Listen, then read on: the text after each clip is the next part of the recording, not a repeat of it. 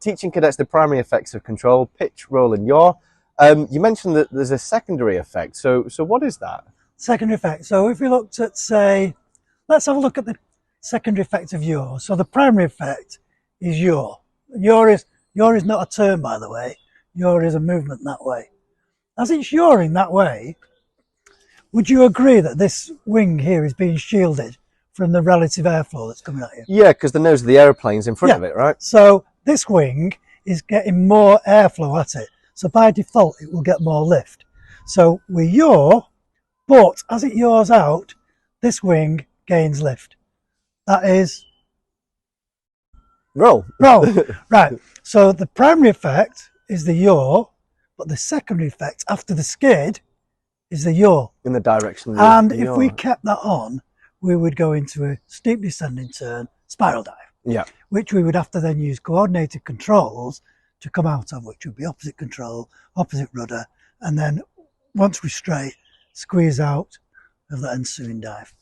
So a lot of the airplanes that I've flown, you don't need to coordinate the controls. Correct. So in the Vigilant, the Mark III, the Sedberg, why do we need to use coordinated controls on those aircraft? Right, slower. The slower you fly, the more the secondary effect. And we're only flying small aeroplanes. When you're flying at 90, 100, 120 knots, 240 knots, then as you move the control column to the left, it's going left because it's quick. These are going in our own time and when we're ready.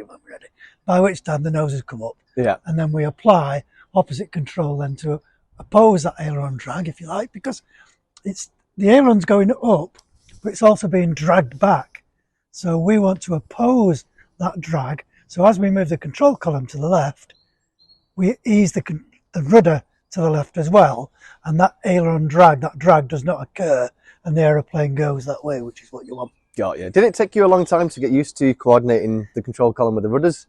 No, but it takes cadets struggle a little bit. So what we do, we demonstrate it a little bit slower to make it really obvious.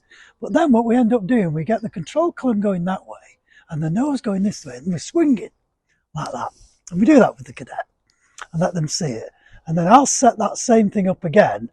And as it starts to swing, I'll say, right, you apply the rudder. Then we'll come the other way. When we get it really good with the cadet's ended up flying going left, left, left, and we're going in a straight line.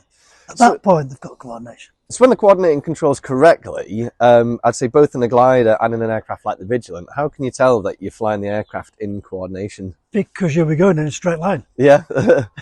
And there's a string. No, I don't use a string. I got that string. What's all that about? A string at the front.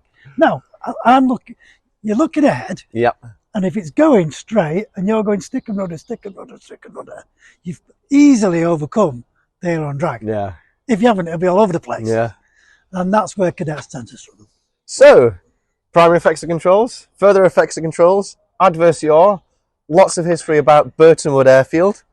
Thanks very much, Squadron Leader Taylor. Underwhelmed. Thank you very much.